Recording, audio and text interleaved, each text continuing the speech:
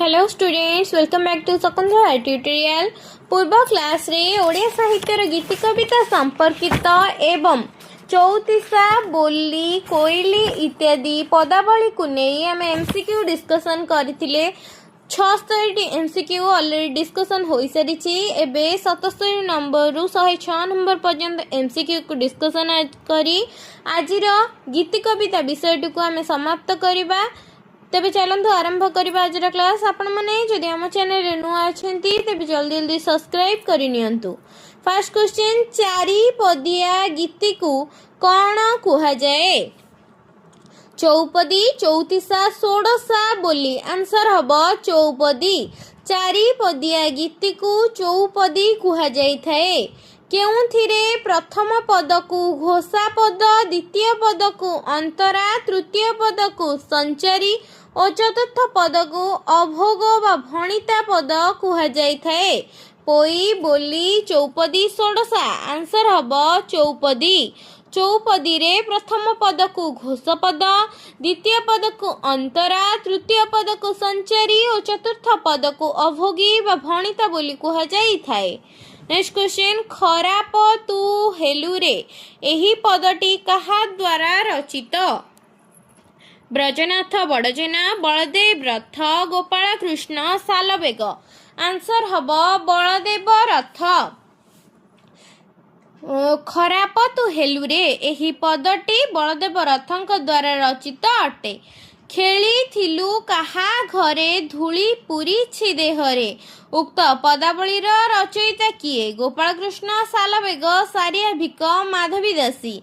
Answer हम गोपाल कृष्ण। खेली थिलु काहा घरे धूली पूरीछि देहरे एहार एही पदावलीर रचयिता हेले गोपाल कृष्ण। अबिरते हरि भजरे एही गीति कवितार स्रष्टा किए? यदुमणि महापात्र, बलदेव रथ, बनमाली दास, सालवेग। आंसर हम यदुमणि महापात्र। अबिरते हरि भजरे एही गीति कवितार स्रष्टा हेले यदुमणि महापात्र। केणे घेनी जाउछ जगन्नाथंकु एही जनानार रचयिता किए? सारिया भिक, सालवेग, जयदेव, बनमाली दास। आंसर हम सालवेग। केणे घेनी जाउछ जगन्नाथंकु एही जनानार रचयिता हेले सालवेग। नेक्स्ट क्वेश्चन, केउ चौतीसा रे कवि भूपति पंडित भक्ति और प्रेमर पराकाष्ठा प्रमाण करिसंती? कादम्बिनी चौतीसा, उद्धव चौतीसा, कला कलेवर चौतीसा, राधा दर्शन चौतीसा। आंसर हम उद्धव चौतीसा। उद्धव चौतीसा रे कवि भूपति पंडित भक्ति और प्रेमर पराकाष्ठा प्रमाणित करिसंती। नेक्स्ट क्वेश्चन, केउ चौतीसा रे कृष्णଙ୍କ हृदय रे अनुभूति और आवेग राधाଙ୍କ स्मृति रे अनुरंजित होईछि? भलमंद चौतीसा, रसकुल्या चौतीसा, राधा दर्शन चौतीसा, उद्धव चौतीसा। आंसर हम राधा दर्शन चौतीसा। राधा दर्शन चौतीसा रे कृष्णଙ୍କ हृदय रे अनुभूति और आवेग राधाଙ୍କ स्मृति रे अनुरंजित होईछि। राधा दर्शन चौतीसार रचयिता किए? बलदेव रथ, द्वारिका दास, दीनकृष्ण दास, बलराम दास। आंसर हम दीनकृष्ण दास। राधा दर्शन चौतीसार रचयिता हेले दीनकृष्ण दास। कला कलेवर कन्हाई संगे रुहिणी सुत करंती मथुरा विजय दांडे देख संगात। एही पदटी केउ चौतीसार स्थानित? कला कलेवर चौतीसा, मनबोध चौतीसा, वर्षा भावना चौतीसा, कमलकांत चौतीसा। आंसर हम कला कलेवर चौतीसा। कला कलेवर कन्हाई संगे रोहिणी सुत करंती मथुरा विजय दांडे देख संगात। एहा कला कलेवर चौतीसारु स्थानित होईछि। तोलागी गोपदांडे मनारे कालिया सुना, तोलागी नजीबी जमुना रे कालिया सुना। एही पदावली कहा द्वारा रचित? ବନମାଳୀ ଦାସ, ଗୋପାଳ କୃଷ୍ଣ, ଯଦୁମଣି ମହାପାତ୍ର, ସାଲବେଗ। ଆନ୍ସର ହବ ବନମାଳୀ ଦାସ। ତୋଲାଗି ଗୋପଦାଣ୍ଡେ ମନାରେ କାଳିଆ ସୁନା, ତୋଲାଗି ନଯିବି ଯମୁନାରେ କାଳିଆ ସୁନା। ଏହା ବନମାଳୀ ଦାସଙ୍କ ପଦାବଳୀ ଅଟେ। ନେକ୍ସଟ କ୍ୱେଶ୍ଚିନ୍, ବାଧିଲା ଜାଣି କ୍ଷମା କର, ନୋହିଲେ ରମା ରମଣ ଦଣ୍ଡେ ଦିଅ ଟାଳି। ଏହି ଜଣାଣର ସ୍ରଷ୍ଟା କିଏ? ବଳଦେବ ରଥ, ସାଲବେଗ, ଗୋପାଳ କୃଷ୍ଣ, ବନମାଳୀ ଦାସ। ଆନ୍ସର ହବ ବଳଦେବ ରଥ। ବାଧିଲା ଜାଣି କ୍ଷମା କର, ନୋହିଲେ ରମା ରମଣ ଦଣ୍ଡେ ଦିଅ ଟାଳି। ଏହି ଜଣାଣର ସ୍ରଷ୍ଟା ହେଲେ ବଳଦେବ ରଥ। ନେକ୍ସଟ କ୍ୱେଶ୍ଚିନ୍, ଆଲୋ ସଖୀ ପାଶୋରେ ନୁହେଁ ଗିରିଧାରିକି।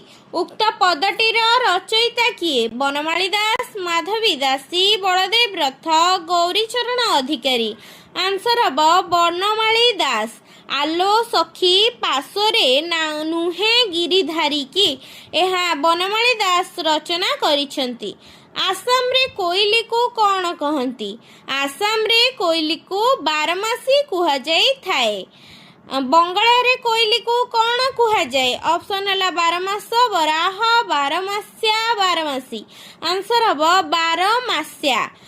ଆସାମରେ କୋଇଲିକୁ ବାରମାସୀ କୁହାଯାଏ, ବଙ୍ଗଳାରେ କୋଇଲିକୁ ବାରମାସ୍ୟା କୁହାଯାଏ। ନେକ୍ସଟ କ୍ୱେଶ୍ଚିନ୍ ଦେଖିବା, ହିନ୍ଦୀ ସାହିତ୍ୟରେ କୋଇଲିକୁ କ'ଣ କୁହାଯାଏ? ବାରମାସୀ, ବାରହ, ବତିହା, ତିରିଶା। ଆନ୍ସର ହବ ବାରହ। ବାରହ। ହିନ୍ଦୀ ସାହିତ୍ୟରେ କୋଇଲିକୁ ବାରହ କୁହାଯାଏ। ବଙ୍ଗଳା ସାହିତ୍ୟରେ କୋଇଲିକୁ ବାରମସ୍ୟା କୁହାଯାଏ। ଆସାମ ସାହିତ୍ୟରେ କୋଇଲିକୁ ବାରମାସୀ ବୋଲି କୁହାଯାଇଥାଏ। ମୈଥିଳୀରେ କୋଇଲିକୁ କ'ଣ କୁହାଯାଏ? ମୈଥିଳୀ ସାହିତ୍ୟରେ କୋଇଲିକୁ ବାରମାସ ବୋଲି କୁହାଯାଇଥାଏ। ଚଉତିଶା ଚନ୍ଦ୍ର ଓ ଚୌପଦୀ ଭୂଷଣ ଦ୍ୱୟର ସ୍ରଷ୍ଟା କିଏ? ଉପେନ୍ଦ୍ର ଭଞ୍ଜ, ଦୀନକୃଷ୍ଣ ଦାସ, ଧନଞ୍ଜୟ ଭଞ୍ଜ, ଦ୍ୱାରିକା ଦାସ। ଆନ୍ସର ହବ ଉପେନ୍ଦ୍ର ଭଞ୍ଜ। ଚଉତିଶା ଚନ୍ଦ୍ର ଓ ଚୌପଦୀ ଭୂଷଣ ଦ୍ୱୟର ସ୍ରଷ୍ଟା ହେଲେ ଉପେନ୍ଦ୍ର ଭଞ୍ଜ। ନେକ୍ସଟ କ୍ୱେଶ୍ଚିନ୍, ଭୂପତି ଚଉତିଶା କିଏ ରଚନା କରିଛନ୍ତି? ଲୋକନାଥ ବିଦ୍ୟାଧର, ଦୀନକୃଷ୍ଣ ଦାସ, ଭୂପତି ପଣ୍ଡିତ, ଉପେନ୍ଦ୍ର ଭଞ୍ଜ। ଆନ୍ସର ହବ ଭୂପତି ପଣ୍ଡିତ। ଭୂପତି ଚଉତିଶା ଭୂପତି ପଣ୍ଡିତ ରଚନା କରିଛନ୍ତି। ଆର୍ତ୍ତତାଣ ଚଉତିଶା କେଉଁ ରାଗରେ ରଚିତ? ବରାଡ଼ି ରାଗ, କାମୋଦି ରାଗ, ରାମକିରି ରାଗ, ଚନ୍ଦ୍ରକାଳୀ ରାଗ। ଆନ୍ସର ହବ କାମୋଦି ରାଗ। ଆର୍ତ୍ତତାଣ ଚଉତିଶା କାମୋଦି ରାଗରେ ରଚିତ। ଆର୍ତ୍ତତାଣ ଚଉତିଶାର ଅନ୍ୟ ନାମ କ'ଣ? ପହଳି ଚଉତିଶା, ବର୍ଷା ଭାବନା ଚଉତିଶା, ଜଣାଣ ଚଉତିଶା, କମଳକାନ୍ତ ଚଉତିଶା। ଆନ୍ସର ହବ ଜଣାଣ ଚଉତିଶା। ଆର୍ତ୍ତତାଣ ଚଉତିଶାର ଅନ୍ୟ ନାମ ଜଣାଣ ଚଉତିଶା ଅଟେ। କୃପା ସିନ୍ଧୁ ବଦନ କରି ଅବଲୋକନ, କେଉଁ କରମହୀନ ଜନ କାକୁସ୍ଥଭର ହୋଇ କର ଯୋଡ଼ି ଜଣାଇ ଗରୁଡ଼ ସ୍ତମ୍ଭ ସନ୍ନିଧାନ ହେ। ମହାପ୍ରଭୁ। ଏହି ପଦଟି କେଉଁ ଚଉତିଶାର ଅଂଶବିଶେଷ ଅଟେ? ଉଦ୍ଧବ ଚଉତିଶା, କାଦମ୍ବିନୀ ଚଉତିଶା, ମନବୋଧ ଚଉତିଶା, ଆର୍ତ୍ତତ୍ରାଣ ଚଉତିଶା। ଆନ୍ସର ହବ ଆର୍ତ୍ତତ୍ରାଣ ଚଉତିଶା। କୃପା ସିନ୍ଧୁ ବଦନ କରି ଅବଲୋକନ, କେଉଁ କରମହୀନ ଜନ କାକୁସ୍ଥବର ହୋଇ କର ଯୋଡ଼ି ଜଣାଇ ଗରୁଡ଼ ସ୍ତମ୍ଭ ସନ୍ନିଧାନ ହେ। ମହାପ୍ରଭୁ।